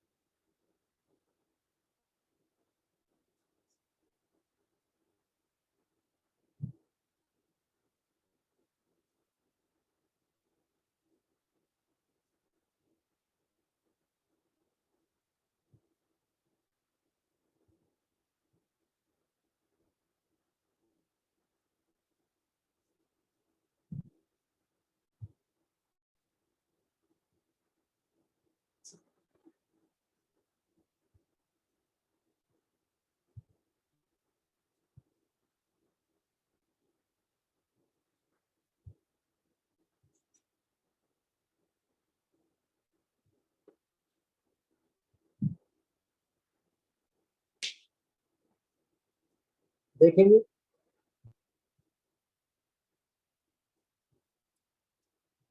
अगर मैं f ऑफ 1 - x को निकालूं तो f ऑफ 1 - x का जो वैल्यू आएगा, इंस्टेड ऑफ x यहाँ पे क्या फिट करना होगा मुझे, 1 - x। यहाँ पे क्या फिट करना होगा मुझे, 1 - x, और यहाँ पे तो कुछ करने की जरूरत नहीं, +3 है। तो अगर याद होगा तो ये बचपन में पढ़ा था, a⁻m - n का वैल्यू क्या होता है, a⁻n डिविजल बाय a⁻n। इस चीज को मैं लगा देता हूँ, ये छोटी छोटी चीज याद रहनी चाहिए। ये आ जाएगा 9 डिविजल बाई 9⁻x। यहाँ पे क्या आएगा, यहाँ पे आएगा सेम 9 डिविजल बाई 9⁻x और +3। एलसीएम ले लेंगे तो यहाँ पे सिर्फ और सिर्फ 9 बचेगा, क्योंकि 9⁻x मैंने उड़ा दिया। यहाँ पे बचेगा 9 + 3 multiplied with 9 to the power x। 3 common लेके खत्म कर दिया तो ऊपर में बचा 3 और यहाँ पे बचेगा 3 plus 9 to the power x। इतना कैलकुलेशन हम लोग कर सकते हैं। हमें इन दोनों को सम करने की दरकार है। सम करने का तरीका देखो, fx हमारे पास है और इसको अगर मैं f1 माइनस एक्स के साथ सम करें तो देखते हैं कुछ वैल्यू आ रहा है क्या। तो fx हमारे पास ये है, fx हमारा ये रहा और f1 माइनस एक्स जो है हमारे पास ये है। दोनों को हम लोगों ने सम करना है, तो दोनों को सम करेंगे तो जरा देखो दोनों का डिनोमिनेटर सेम है, न्यूमरेटर भी सेम हो जाएगा, तो आंसर 1 के बराबर आ जाएगा। क्या ये सही है? देख लेना जुनैद, ये चीज समझ में आया? दोनों का डिनोमिनेटर जरा देखो, दोनों का डिनोमिनेटर तो सेम है, तो न्यूमरेटर फटाफट ऐड हो जाएगा 9 to the power x plus 3 और वो पूरे 9 to the power x plus 3 को कैंसिल कर देगा और आंसर आ जाएगा 1। ध्यान से देखेंगे ये कितने नंबर ऑफ टर्म्स है, 98। तो 98 का मतलब ये हुआ पहला और ये 98 जो टर्म है, फर्स्ट और 98 मिलकर के 1 दिया, सेकंड और 97 मिलकर के 1 दिया, थर्ड और 96 मिलकर के 1 दिया। तो यहाँ से और यहाँ से कॉन्ट्रैक्ट होते जाएगा तो आधा मिलेगा। तो इसका जो वैल्यू आएगा, ये वैल्यू कितने के बराबर आ जाएगा? 98 जो है 2 का सम 1 के बराबर आ रहा है, 2 का सम 1 के बराबर आ रहा है। तो क्या आ जाएगा ये 98/2, सिंपली 98/2।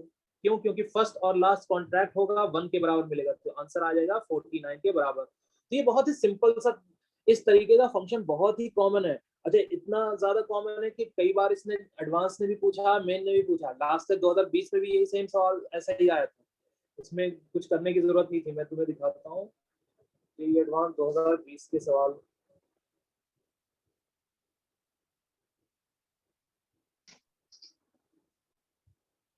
जेईई एडवांस 2020,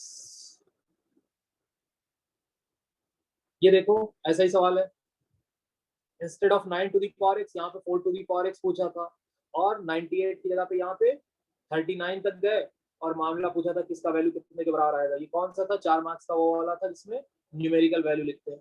तो सेम से सवाल रिपीट होते हैं, चाहे मेन हो या एडवांस हो। कॉन्सेप्ट तो रिपीट करते हैं ऑब्वियसली, लेकिन सवाल भी कभी कभी रिपीट कर जाते हैं। तो ये बड़ा कॉमन सा सवाल है। तो नेक्स्ट आते हैं हम लोग डोमेन निकालने का तरीका। डोमेन और रेंज पढ़ तो लिया, लेकिन उसको निकालने का तरीका तो कुछ ना मैं की factor, this is not a method, this is just a observation कि हाँ अगर हमारे पास फंक्शन इस फॉर्म में होगा तो हम लोग क्या अप्लाई करेंगे जिससे डोमेन लाने की जल्दी से जल्दी हमारे पास कोशिश हो। तो डोमेन निकालने का जो तरीका होगा, method to find domain and range, method to find domain and range. Domain और रेंज निकालने का जो, हाँ बोलो सर मेरा सर डिस्कनेक्ट हो गया था सर नेटवर्क की वजह से। सर वो एकदम थर्ड वाला जो स्टेप है सर एक बार थोड़ा सा बता देंगे? अच्छा, थर्ड वाला स्टेप मतलब इसी वाले क्वेश्चन का, इसी वाले क्वेश्चन का, ये वाला। हाँ सर। अच्छा, f1 माइनस एक्स निकाला, समझ में आया था? ये यहाँ से यहाँ तक आया था। Yes sir.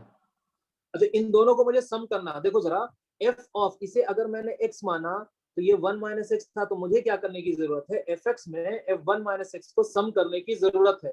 fx हमारा ये रहा, fx हमने यहाँ पे फिट किया, f1 माइनस एक्स हमारा यहाँ से था, यहाँ पे लेके आए, फिट किया। तो इन दोनों का जो डिनोमिनेटर पार्ट है, इन दोनों का जो डिनोमिनेटर पार्ट है देखना सेम है, 3 plus 9 to the power X, यहाँ पे 3 plus 9 to the power X है। तो ये दोनों का डिनोमिनेटर सेम, तो न्यूमरेटर ऐड होगा तो 9 to the power X plus 3 वो कैंसिल होकर के 1 मिलेगा। Yes sir, yes sir. अच्छा, 1 मिलेगा, इसका मतलब ये हुआ कि फर्स्ट और लास्ट का जो सम है वो 1 के बराबर, सेकंड और सेकंड लास्ट का जो सम होगा वो 1 के बराबर। ये पूरे के पूरे सीरीज ने अपने आप को क्या कर लिया? रिड्यूस कर लिया इस तरह से, इसका जो वैल्यू होगा दो दो टर्म का, पहले और लास्ट वाला, दूसरा और सेकंड लास्ट वाला, थर्ड और थर्ड लास्ट वाला, इन सब का सम 1 1 के बराबर होगा। तो क्या मैं बोलूंगा इनका जो वैल्यू आएगा, ये कितने नंबर ऑफ टर्म्स है? 98 नंबर ऑफ टर्म्स है, तो उनका आधा वैल्यू हो जाएगा 49 के बराबर। आया समझ में? अच्छा ठीक है सर, आ गया है ना। तो अब आते हैं डोमेन और रेंज निकालने का तरीका। तो डोमेन कैसे निकालेंगे और रेंज कैसे निकालेंगे, इस चीज को समझना जरूरी है। This is just an observation. अगर तुम्हारे पास कुछ इस तरह से है कि y इक्वल्स टू तुम्हारा कुछ रूट एफएक्स है, तो हमेशा याद रखेंगे कि रूट के इनसाइड जो क्वांटिटी होती है वो ग्रेटर इक्वल 0 होती है। दूसरा कि अगर तुम्हारे पास y कुछ इस फॉर्म में है, डिनोमिनेटर पार्ट में है, y इक्वल्स टू 1/fx के फॉर्मेट में है, तो fx क्या होना चाहिए? fx can not be equals to 0। तीसरा, अगर तुम्हारा इन दोनों को कंबाइंड कर दिया जाए और डिनोमिनेटर में रूट हो 1/√fx, तो क्या बोलेंगे, जीरो हो नहीं सकता, ये पॉजिटिव होना चाहिए। फोर्थ कि y इज इक्वल टू, अगर तुम्हारे पास कहीं पे ऐसा हो गया कि log ऑफ fx और यहाँ पे gx हो गया, तो fx को क्या होना पड़ेगा, fx को पॉजिटिव होना पड़ेगा, बेस को क्या होना पड़ेगा, बेस को positive, and not equal to 1। ये सारी चीजें जो है लॉग में हम लोगों ने देखा था। अच्छा, फिफ्थ में अगर लॉग के बाद कुछ ऐसा आ गया एनसीआर एनपीआर से रिलेटेड कि fx है और यहाँ पे c है और ये यहाँ पे gx है, एनसीआर वाला जो परमुटेशन कॉम्बिनेशन में आता था ना, या फिर ऐसा हो जाए fx, p stand for permutation, c stand for combination, fx p gx। तो इस केस में क्या होता है, fx और gx दोनों के दोनों क्या होता है, fx हमारे पास क्या होता है, नेचुरल नंबर होता है, gx हमारा क्या होता है, gx हमारा होल नंबर होता है, और fx क्या होता है, gx से बड़ा या बराबर होता है। याद होगा कि 3c2 इज अलॉड, लेकिन 2c3 अलॉड नहीं होता। 3c2 का मतलब क्या होता है, थ्री नंबर ऑफ ऑब्जेक्ट का, three number of distinct object का, सॉरी 3c2 का मतलब ये हुआ कि 3 नंबर ऑफ डिस्टिंक्ट ऑब्जेक्ट में से 2 ऑब्जेक्ट को हमें सेलेक्ट करना, चुनना है।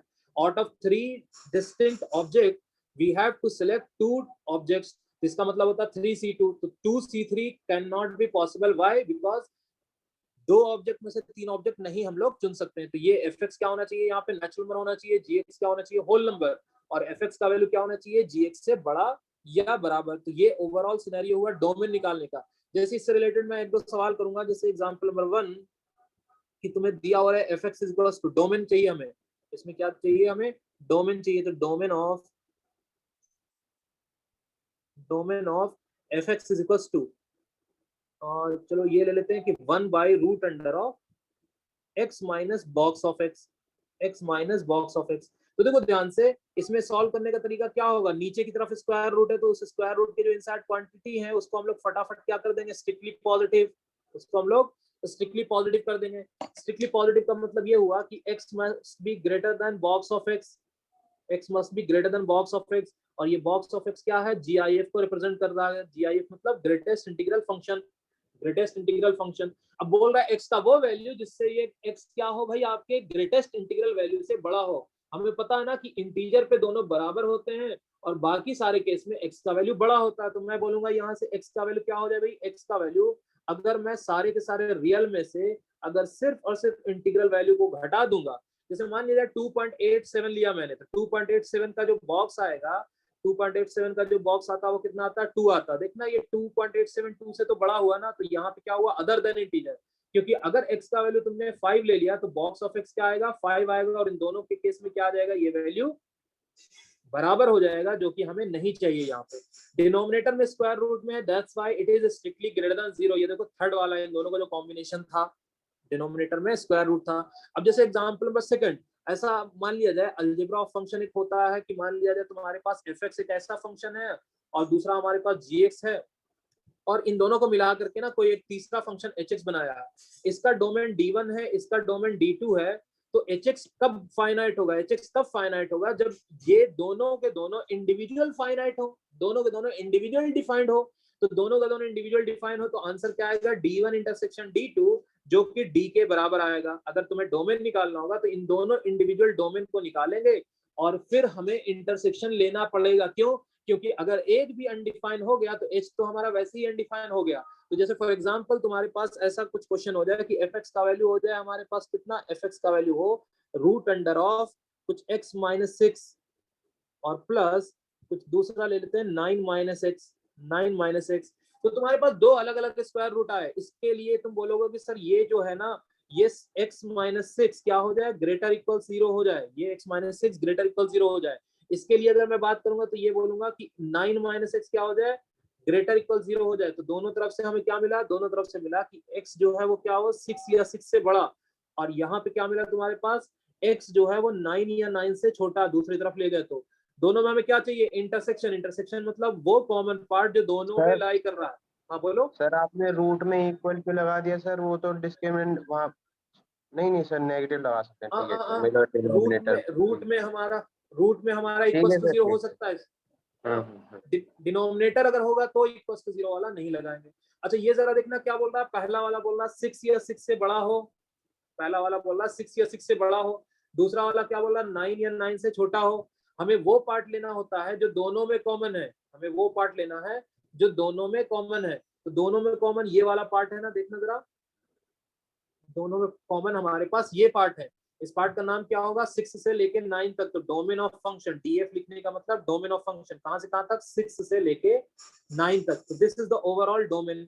इस तरीके से हम लोग निकालेंगे। जब दोनों को इंडिविजुअल फाइनाइट कर चुके तो दोनों का इंटरसेक्शन लेने के बाद जो आंसर आएगा वो हमारा एक्चुअल डोमेन होगा दिए हुए फंक्शन का। जैसे नेक्स्ट एग्जांपल देखते हैं कि F x is equal to, तुम्हारे पास एक सवाल करना, F x is equal to square root of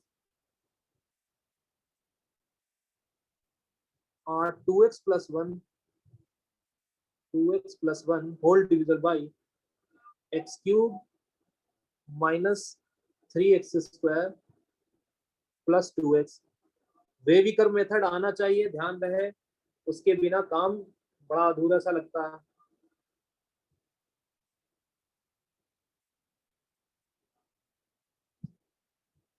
इसका डोमेन निकालना,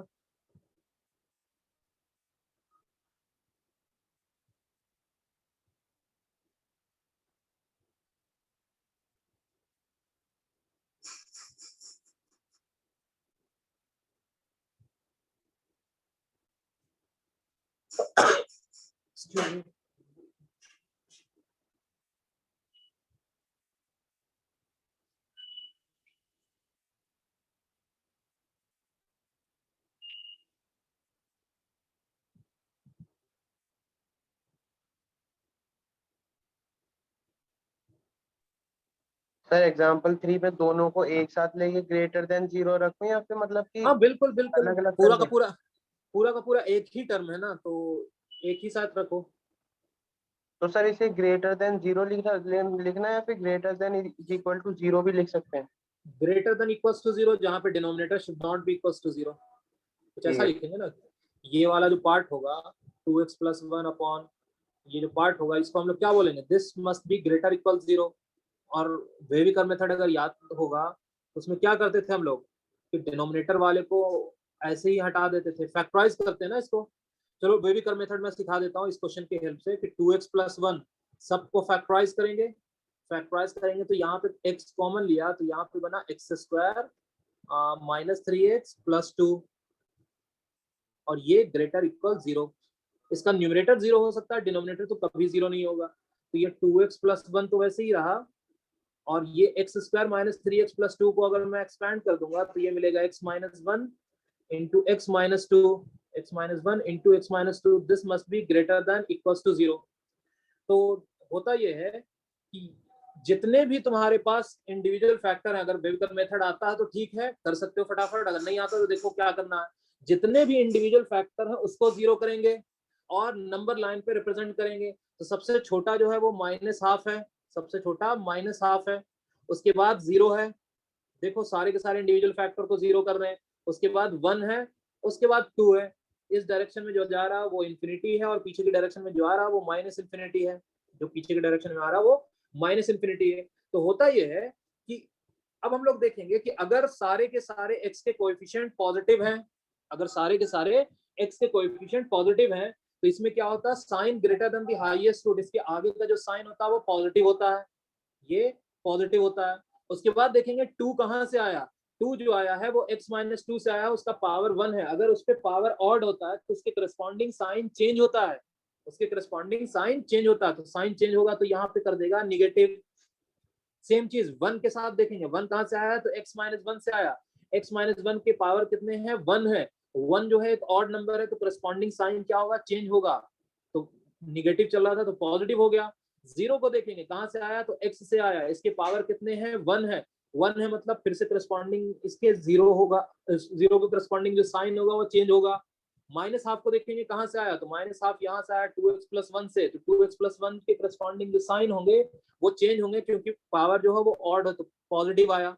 अब देखते हैं 0 कहां कहां पे है, तो 0 सिर्फ यहाँ पे है, ये सारा हम लोग कट कर देंगे क्योंकि इन सभी पे डिनोमिनेटर 0 हो रहा है, डिनोमिनेटर 0 हो रहा है। तो अब जरा देखो हमें कौन कौन से सिचुएशन लेने हैं, हमें लेने हैं ग्रेटर देन 0, तो ग्रेटर देन 0 ये वाला सेक्शन हुआ, ग्रेटर देन 0 ये वाला सेक्शन हुआ, ग्रेटर देन 0 ये वाला सेक्शन हुआ। तो अगर मैं इसका डोमेन लिखूंगा तो डोमेन लिखूंगा domain of function d of f ये कहां से कहां तक होगा, ये पीछे की तरफ चलता आएगा, माइनस इन्फिनिटी से लेके माइनस हाफ पे हमें इंक्लूड करना है, तो माइनस हाफ को इंक्लूड किया, यूनियन 0 और 1 में किसी को नहीं लेना है तो दोनों पे ओपन, 0 to 1 यूनियन, 2 पे भी नहीं लेना है तो 2 पे भी ओपन, 2 से लेके इंफिनिटी। दैट्स इट, ये रहा हमारा डोमेन ऑफ फंक्शन। तो दिस इज वेविकर मेथड। अगर किसी को नहीं आता तो देख लो क्या होता है। मैं दो चीजें होता, दो रूल होता। पहला, मेक ऑल दी, जितने भी हमारे पास इस तरीके के बड़े बड़े फैक्टर होंगे ना, make all the factors into मतलब convert all the quadratic, cubic etc factor into linear factors and make all the coefficient of x positive। x के सारे coefficient positive होंगे। if all the coefficient of x in all the linear factor is positive, then the sign greater than the highest root, highest root इसमें कौन सा था, 2 था, उसके आगे का जो साइन होगा वो ऑटोमेटिकली पॉजिटिव होगा। then the sign greater than the highest root of overall this rational function will always be positive, will always be positive। ये फर्स्ट कंक्लूजन था।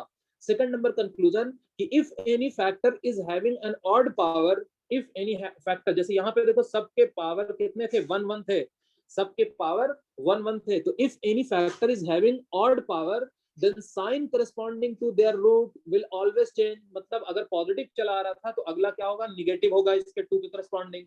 अगर निगेटिव चला रहा था तो पॉजिटिव होगा। अगर वेविकर मेथड पे अच्छे से किया हुआ है प्रैक्टिस तो तुम्हें इतना देखने की जरूरत भी नहीं थी, फटाफट देखोगे कि सारे कोएफिशिएंट पॉजिटिव थे तो यहाँ पे पॉजिटिव होगा, सब पे पावर 1 1 1 है तो सब का जो साइन होगा ऑल्टरनेट होगा, तो प्लस माइनस प्लस ऐसे चलता जाएगा। अच्छा, दूसरा क्या होता है, if any factor is having an even power, यहाँ पे मेंशन नहीं है लेकिन वो भी मैं बता देता हूँ। If any factor is having an even power then the sign corresponding to their root will not change। अगर ये पॉजिटिव चला आ रहा, मान लिया जाए x - 2 पे पावर 2 होता तो यहाँ पे भी पॉजिटिव होता, यहाँ पे भी पॉजिटिव होता। if any factor is having an even power then the sign corresponding to their root will not change। यहाँ पे सारे के सारे ऑड थे इसलिए सभी की करस्पॉन्डिंग साइन चेंज हुआ है। चलो अगला सवाल करेंगे। इसमें fx is equals to box of sin x cos of pi divided by, हाँ बोलो सर ये एक बार नंबर लाइन वाला एक्सप्लेन कर दीजिए जो आपने क्रॉस बनाए थे ना। हाँ ये बता कैसे दिया। आया वेविकर मेथड? नहीं ये तो समझ में आ गया सर। ये जो आपने जैसे यूनियन लगा के 0 1 लिखा है स्मॉल ब्रैकेट में, सर ये अच्छा ये थोड़ी देर पहले मैंने बताया था ना, ये थोड़ी देर पहले बताया था ना कि A to B ऐसा लिखा हुआ, इसका मतलब क्या है, ये दोनों को इंक्लूड करना है, A और B को। मैं ये कह रहा हूँ ये जब इंक्लूड नहीं हो रहा है तो आपने सर लिखा क्यों है फिर ये? तो देखो ना यहाँ पे मैंने कहाँ पे इंक्लूड किया, ये तो स्मॉल ब्रैकेट से एक्सक्लूजन होता है ना। नहीं मतलब इसमें दिखाना जरूरी होता है, जैसे इंक्लूड हाँ तो नहीं हो बिल्कुल रहा है। बिल्कुल, इसमें लिखना जरूरी है क्योंकि तुम्हारे पास एक ऑप्शन ये रहेगा ना तो दूसरा ऑप्शन ऐसा हो सकता है कि माइनस इंफिनिटी से लेके minus half, union 0 to 1, union 2 to infinity. देखो आंसर चेंज हो गया पूरा का पूरा, क्यों? क्योंकि इसमें 0 1 और 2 इंक्लूड कर दिया। हमें प्रॉपर्ली देखना होगा। अच्छा ये सब तो तुम्हारे शो करने के लिए मैंने यहाँ पे कट कर दिया, वो तो तुम्हें खुद में माइंड में करना है कि हाँ भाई 0 तो हो नहीं सकता, 1 हो नहीं सकता, 2 नहीं हो सकता। क्यों?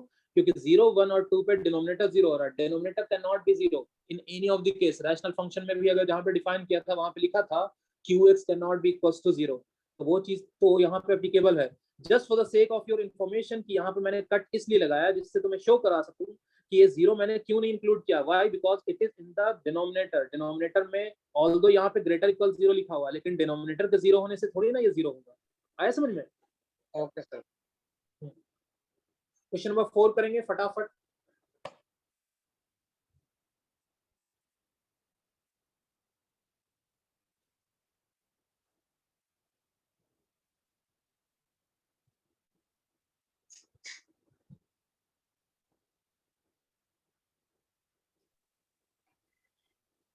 तो ये थोड़ा ग्राफ बना के बनेगा ना? ना ग्राफ क्यों बनाएंगे हम लोग भाई, बॉक्स ऑफ साइन एक्स का और इसका। अच्छा साइन एक्स क्या होता है? साइन एक्स का ग्राफ अगर याद होगा, मैं ग्राफ सिर्फ साइन एक्स का तुम्हें याद दिला रहा हूँ कि साइन एक्स का ग्राफ ऐसे ही होता था। साइन एक्स कभी भी अनडिफाइंड नहीं होता था। साइन एक्स का जो वैल्यू होता था वो 1 और -1 के बीच में होता था, ये बीच में ही होता था। सभी को याद है साइन एक्स जो होता था। तो इसको अगर मैं डब्बे में रख दूंगा, बॉक्स में रख दूंगा, तो बॉक्स में रखने से ये क्या होगा, कोई चेंज नहीं आएगा। ये तो एक फाइनाइट है, ये जो है वो GIF के बराबर है।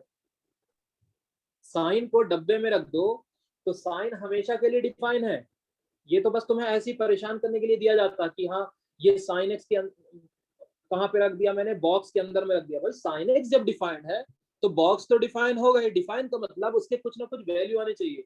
क्या कभी एक्स का कुछ ऐसा वैल्यू आएगा जहां पे ये पूरा का पूरा बॉक्स ही अनडिफाइन हो जाएगा? बिल्कुल नहीं, ऐसा हो नहीं सकता। तो इसको दो फैक्टर अगर कंसीडर करोगे, पहला फंक्शन ये फंक्शन नंबर 1 और दूसरा फंक्शन ये फंक्शन नंबर 2, तो इसके लिए तो डोमेन हमेशा आएगा, मतलब डोमेन ऑल रियल वैल्यू आएगा। सिर्फ और सिर्फ इस कॉस वाले का अगर मुझे डोमेन पता लग जाए वही तो इसका एफ को डिफाइन कर देगा, क्योंकि ये तो हमेशा डिफाइन है। इसको डिफाइन करने की ज्यादा जरूरत है कॉस वाले को। इसको डिफाइन करने की इसलिए जरूरत है कि कॉस तो हमेशा डिफाइन होता था, लेकिन यहाँ पे डिनोमिनेटर में एक अजीब सा फंक्शन दे दिया। तो ये अजीब सा फंक्शन जो कॉस का होता है, denominator can not B zero, denominator can not B zero. तो तुम बोलोगे कि सर ये x-1 का जो बॉक्स है ये आप जीरो मत करो, बाकी तो हमेशा के लिए डिफाइन है, दैट्स इट। यही चीज है ओवरऑल तुम्हारा। इसके करस्पॉन्डिंग x का वैल्यू देखो। तो मतलब वो उसमें x नॉट इक्वल टू 1 लिख देंगे। हाँ हाँ, नहीं बॉक्स है ना, तो फिर बॉक्स का क्या मतलब होगा? अच्छा GIF है। हाँ हाँ हाँ, यहाँ पे देखो लिखा हुआ है।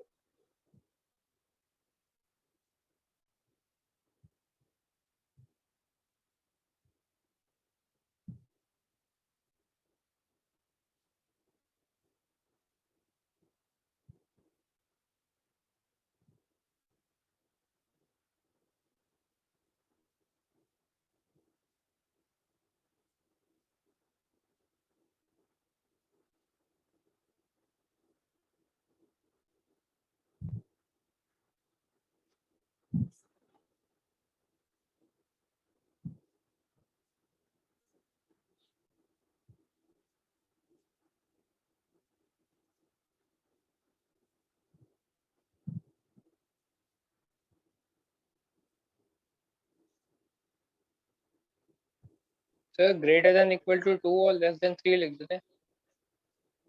शायद हाँ, नहीं लेकिन थोड़ा सा गलत है। ये तो हमेशा के लिए डिफाइन है, ये जो फंक्शन है this is always defined, this function is always defined. इसको कुछ करने की जरूरत नहीं, छेड़छाड़ करने की। तो दिस इज ऑलवेज डिफाइंड। अब आते हैं इसको डिफाइन करने के लिए, for this function to be define, ये वाला फंक्शन को अगर मैं डिफाइन करने चलूंगा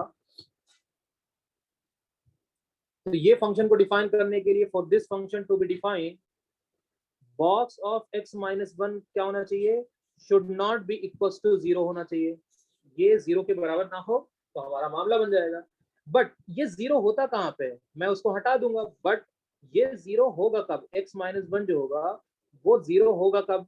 हमें पता है कि 0 कब होता है, जब 0 और 1 के बीच में कोई नंबर हो, तभी तो आंसर बॉक्स का 0 आता है। इसका मतलब ये हुआ कि x-1 कहां से कहां तक होगा? 0 से लेके x-1 1 तक होगा। लेकिन 1 क्या होगा भाई आपका?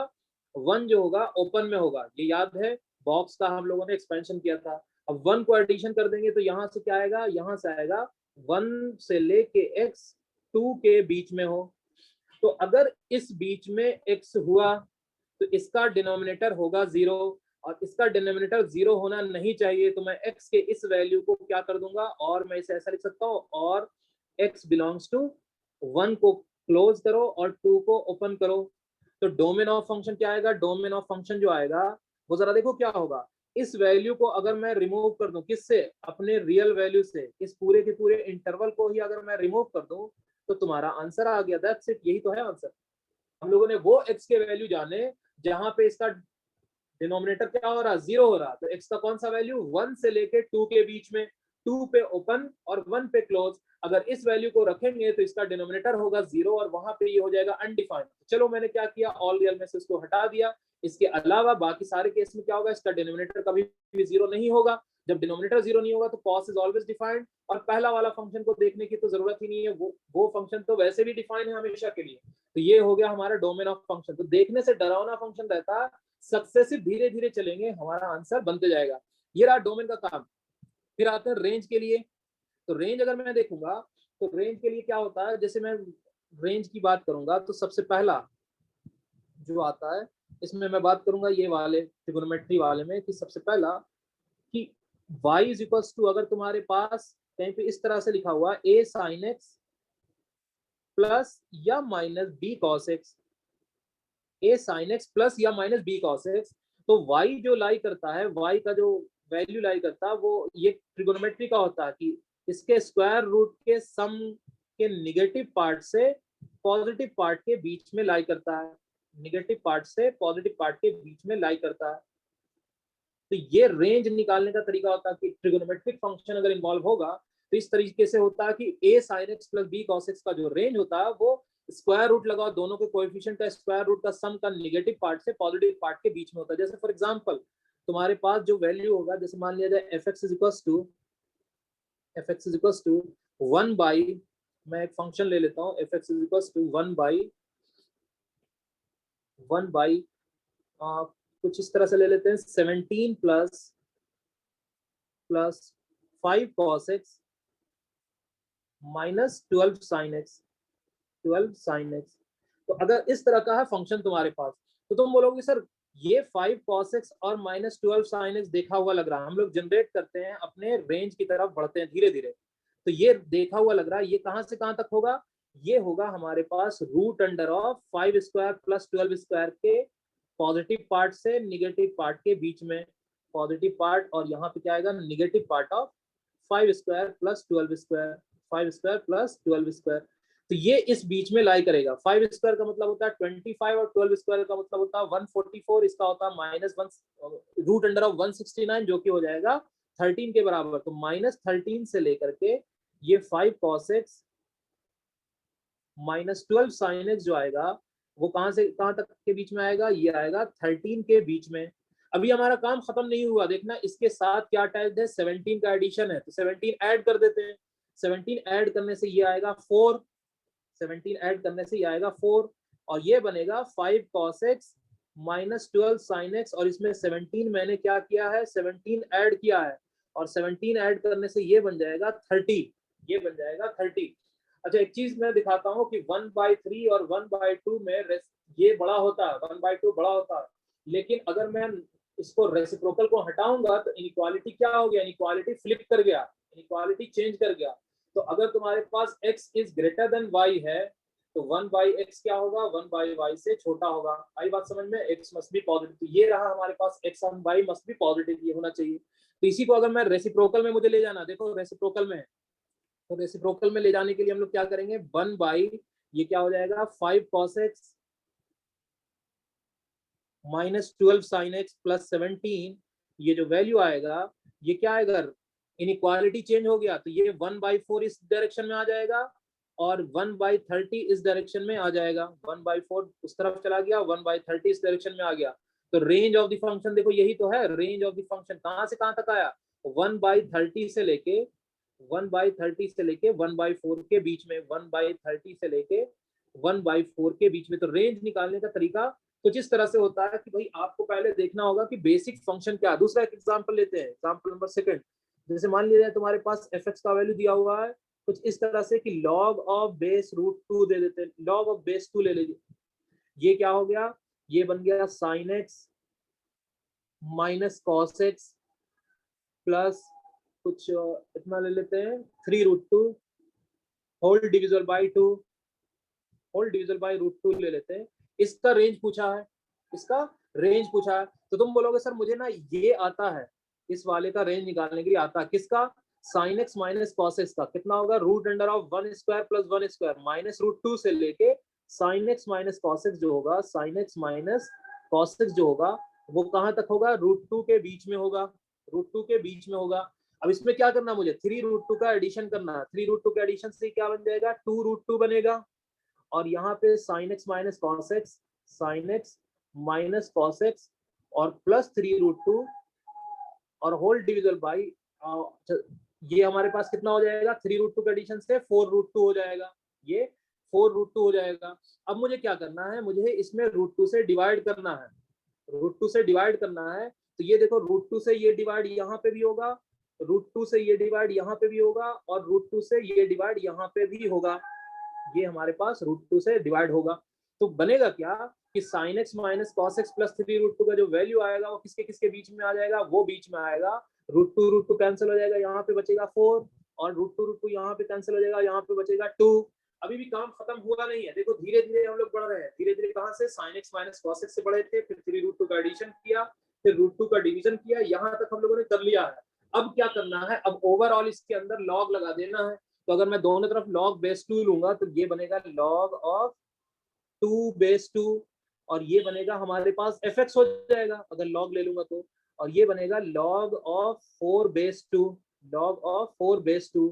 अगर log की प्रॉपर्टी आती होगी तो इसका वैल्यू क्या होता है, log सेम बेस और कॉम्प्लीमेंट के साथ, सॉरी कैरेक्टरिस्टिक्स के साथ जो आंसर आता है वो 1 के बराबर होता है। और ये fx इसका वैल्यू क्या हो जाएगा, log, इसको मैं लिख सकता हूँ log 4 जो होगा बेस 2 के साथ, इसे मैं लिखूंगा log ऑफ 2 स्क्वायर बेस 2 और स्क्वायर बाहर में आ जाएगा तो log 2 बेस 2 ये 1 हुआ, तो ये बचा 2 के बराबर। तो ये बनेगा हमारे पास क्या, 2 के से पहले। तो रेंज हमारा क्या आ गया, देख लो 1 और 2 के बीच में। देखो fx का वैल्यू लाई कर रहा है 1 से 2 के बीच में, वही वैल्यू तो कहलाता है रेंज। fx कहाँ से कहाँ तक लाई कर रहा है, that is considered to be the range. ये हुआ हमारा second number example.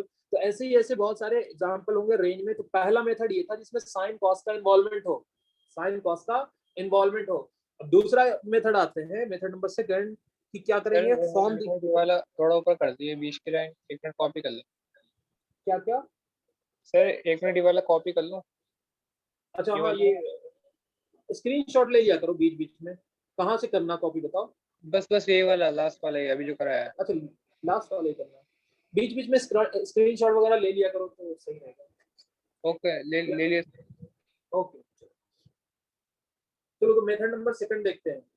Method number second क्या है कि ये तो साइन कॉस का, अच्छा इसमें पढ़ाने में थोड़ा ये चलेगा, मेरे पास नोट्स पड़े हुए हैं फंक्शन, मैं इसमें से पढ़ा दूं तो वो ज्यादा बेटर रहेगा। एक फंक्शन ये नहीं,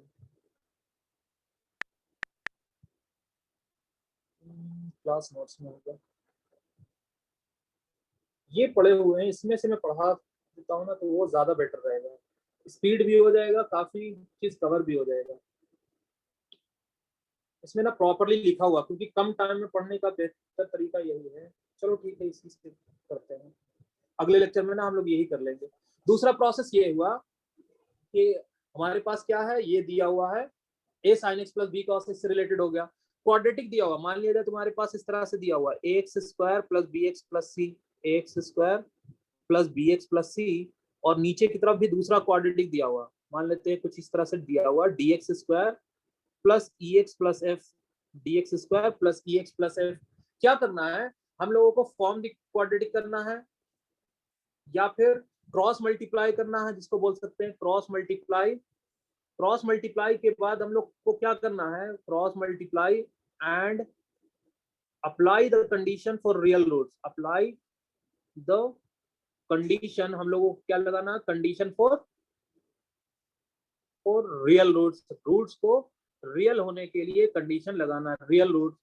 तो बेसिकली क्या होता है, डी ग्रेटर इक्वल 0 होता है ना, कंडीशन फॉर रियल रूट्स ये लगाना। जैसे फॉर एग्जांपल मैं देखूं, तुम्हारे पास दिया हुआ y equals to x square minus x plus 1 whole division by x square plus x plus 1।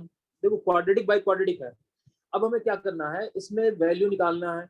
तो क्रॉस मल्टीप्लाई अगर मैं करूंगा तो ये जरा देखो क्या बनेगा, ये बनेगा एक्स स्क्वायर वाई, ये बनेगा प्लस एक्स इंटू वाई, और यहाँ पे बनेगा plus y is equal to x square minus x plus 1, x square minus x plus 1।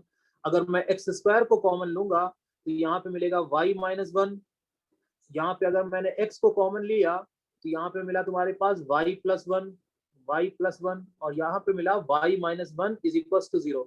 देखना ये बन गया क्वाड्रेटिक।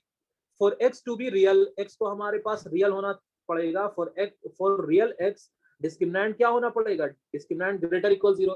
इस क्वाड्रेटिक का वैल्यू, x तो हमारा रियल है ना, डोमेन होता है रियल, तो ये क्या हो गया हमारे पास, d greater equal 0। d greater equal 0 इसका मतलब क्या हुआ, b स्क्वायर का मतलब y प्लस 1 का whole square. d greater equal 0 मतलब b स्क्वायर minus 4ac must be greater equal 0। तो B square minus 4ac, 4ac मतलब 4 टाइम्स ऑफ y माइनस 1 का whole square is greater equal 0। B square minus 4ac is greater equal 0। इसको solve करेंगे तो जरा देखो कितना मिलेगा। ये मिलेगा माइनस 3y स्क्वायर। क्यों भाई? क्योंकि ये चीज मिलेगा y स्क्वायर यहाँ से माइनस 4y स्क्वायर यहाँ से और प्लस 2y और प्लस 8y, तो प्लस 10y प्लस 1 और माइनस 4, तो minus 3 is greater equal 0, is greater equal 0। Minus से मल्टीप्लाई कर दिया जाए, माइनस से मल्टीप्लाई करेंगे तो क्या बनेगा 3y square minus 10y plus 3 is less equal 0। Negative से मल्टीप्लाई इसलिए कर दिया जिससे क्वाड्रेटिक में y का कोएफिशिएंट जो होगा y स्क्वायर का वो पॉजिटिव हो जाए। इसको फैक्टराइज करते हैं, तो फैक्टराइज करेंगे तो दो फैक्टर में कन्वर्ट होगा। एक तो होगा 3y माइनस 1 और दूसरा हो जाएगा हमारा y माइनस 3। देखो क्लियर सी बात है, और ये हो जाएगा लेस इक्वल 0। अगेन बेबीकर मेथड पे हम लोग आके रुक गए। दो फैक्टर बन रहा है, एक बन रहा हमारे पास 1/3 और दूसरा बन रहा 3। दोनों के ऊपर ऑड पावर, दोनों का कोएफिशिएंट ऑफ y पॉजिटिव, तो ऑल्टरनेट चलेगा प्लस माइनस और प्लस। हमें चाहिए लेस देन 0, तो y बिलोंग्स टू कहां से कहां तक? y बिलोंग्स टू 1/3 से 3। यही तो रेंज कहलाया। y के जो वैल्यू होते थे उसी को हम लोग रेंज बोलते थे। This is the range. काम करने का तरीका देखो ध्यान से कि हम लोगों को क्या करना हुआ, क्रॉस मल्टीप्लाई करना हुआ और apply the condition for real roots. Cross multiply किया मैंने, क्वाड्रेटिक बनाया, क्वाड्रेटिक बनाने के बाद मैंने बोला कि x का वैल्यू रियल होने के लिए डिस्क्रिमिनेंट ग्रेटर इक्वल 0, और ये सॉल्व करके निकाल डाला। y का जो वैल्यू आया वो 1/3 से 3 के बीच में। तो ये प्रोसेस बहुत ही अनदर मेथड हुआ जिसमें रेंज निकाला जाता, मेथड नंबर 2। इसके अलावा 2-3 मेथड और है, वो अगले लेक्चर में कंप्लीट करके ना हम लोग अदर फंक्शन की तरफ बढ़ेंगे। चलो, किसी को लिखना है या स्क्रीनशॉट लेना तो ले सकते हो, या किसी को शुरू से स्क्रीनशॉट लेना है तो बता दो, मैं ऊपर स्क्रॉल कर दूंगा। ये सर एक बार शुरू से स्क्रीनशॉट लेना है या फिर रिकॉर्डेड में एक बार दिखा दो। हाँ, ये देख, स्क्रीनशॉट ले लो फटाफट। ले लिया सर। नेक्स्ट आगे सर।